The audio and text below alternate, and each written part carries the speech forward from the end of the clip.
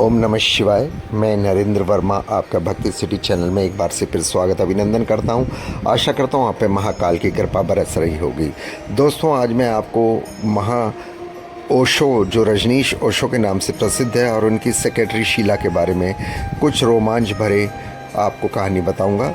शीला और ओशो के अपने रिश्ते के बारे में स्पष्ट कहा है, यह रिश्ता ना तो गुरु और शिष्य का था, ना ही इसमें कुछ गलत था। प्रेम के रिश्ते बुनियाद ना तो आध्यात्म थे और ना ही कोई सेक्स का हिस्सा थे। यह तो कुछ और ही था, जैसा कि शीला ने बताया है। आइए जानते हैं। जानने से पहले आपसे हाथ जोड़ के अनुरोध करूंगा, प्लीज़ ब्लॉग को अधिक से अधिक लाइक करें, सब्सक्राइब करें, शेयर करें। ओशो का एक ऐसा नाम है जिसने जीवन की नई परिभाषा गढ़ दी थी। ओशो ने धर्म से आगे की बात बड़े सरल तरीके से पूरी दुनिया को समझाई। मध्य प्रदेश में जन्मे 11 दिसंबर को ओशो का असली नाम रजनीश चंद्र मोहन था। बचपन से ही नास्तिक विचार के थे, भगवान को नहीं मानते थे। ओशो ने एक नए दर्शन को जन्म दिया। ओशो ने सेक्स को ही समाधि तक पहुंचने की बड़ी बात कही। उनकी विचारधारा ने समाज को चुनौती दी। जो लोग ओशो के बारे में नहीं जानते, उनके लिए ओशो विवादित शख्सियत हैं, जिन्होंने हमेशा बेरोक-टोक जीवन और मुक्त सेक्स जैसी बातों का समर्थन किया। ओशो कहते थे, संभोग से ही समाधि की ओर जा सकते हैं।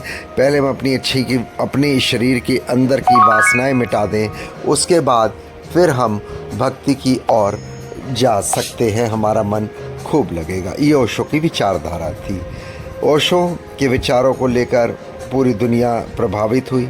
भारत में रहते हुए ओशो ने रायपुर विश्वविद्यालय, जबलपुर यूनिवर्सिटी, मुंबई, पुणे में प्रोफेसर की नौकरी की। धीरे धीरे ओशो की ख्याति बढ़ने लगी। उनके अनुयायी विदेशियों की संख्या में काफ़ी बढ़ोतरी हुई। अमेरिकन्स की 1980 के दशक में ओशो अमेरिका चले गए। वहाँ रजनीशपुरम की स्थापना की, जो शीला का उसमें काफ़ी हाथ था, जो इनकी सेक्रेटरी थी। ओशो की कहानी आज भी पूरी दुनिया के लोगों को सम्मोहित करती है।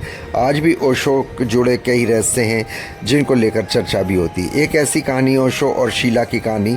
ओशो और शीला की कहानी बहुत दिलचस्प है। ओशो और शीला बिल्कुल जुदा व्यक्तित्व के, लेकिन दोनों ने मिलकर जो चमत्कार किया उसे पूरी दुनिया ने देखा।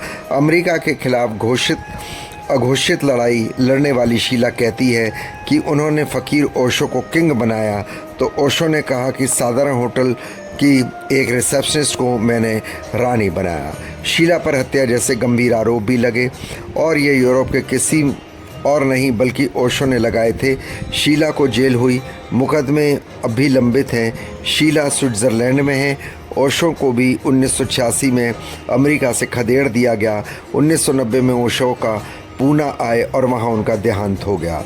अमेरिका ने ओशो के खिलाफ साजिश रची थी और उन्होंने जहर देकर उन्हें मारा गया, ये कहते हैं अमेरिका वाले। वहीं शीला कहती है, अमेरिका ने नहीं, ओशो ने ही मारा। अब ओशो को मरने देना नहीं चाहती थी वह। बड़ौदा से निकलकर 18 साल की उम्र में शीला पढ़ाई करने अमेरिका चली गई और वहीं पर शादी की। 1972 में पति के साथ वे वापस भारत आई, शांति की खोज में। शीला बतलाती है, जब वे पहली बार रजनीश ओशो से मिली तो उन्होंने उनके सर पर हाथ रखा। उसी वक्त शीला को लगा कि ज़िंदगी का मकसद पूरा हो गया। इसी बीच शीला के पति का देहांत हो गया। ओशो के वे और करीब आ गई। 1981 में शीला रजनीश की निजी सचिव यानी पर्सनल सेक्रेटरी बन गई।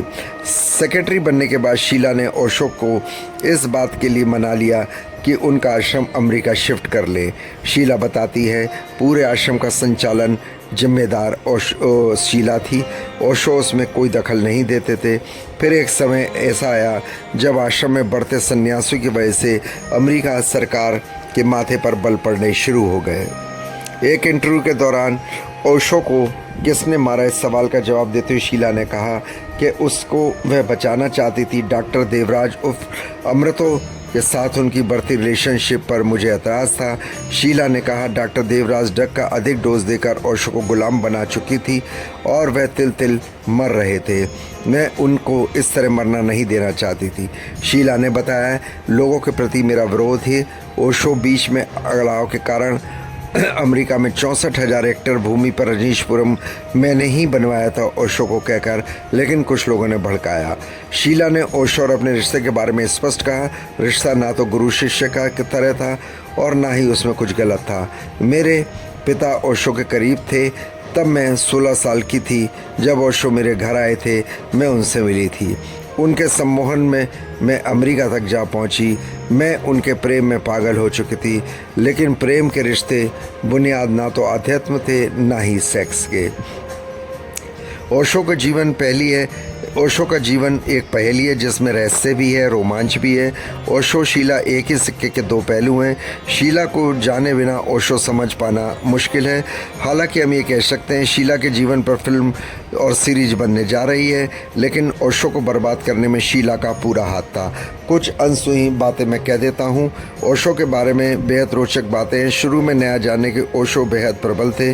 ओशो को पढ़ने के लेकिन लिखने के शौकीन थे, लेकिन मैं कहूँगा कि ओशो को बर्बाद शीला ने किया। आपको ये ब्लॉग कैसा लगा? प्लीज़ ब्लॉग को अधिक से अधिक लाइक करें, सब्सक्राइब करें, शेयर करें, बेल आइकन को प्रेस करें। ओशो के बारे में और भी कुछ आप जानना चाहते हैं तो हमें कमेंट्स बॉक्स में लिख सकते हैं और मैं आपका आंसर ज़रूर दूंगा। तो दोस्तों, ये थी एक शीला की कहानी जिसने ओशो को पूरी तरह बर्बाद कर दिया।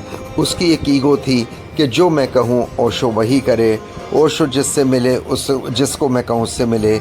इसलिए प्लीज़ ब्लॉग को लाइक करें, सब्सक्राइब करें। शीला कल्पित है।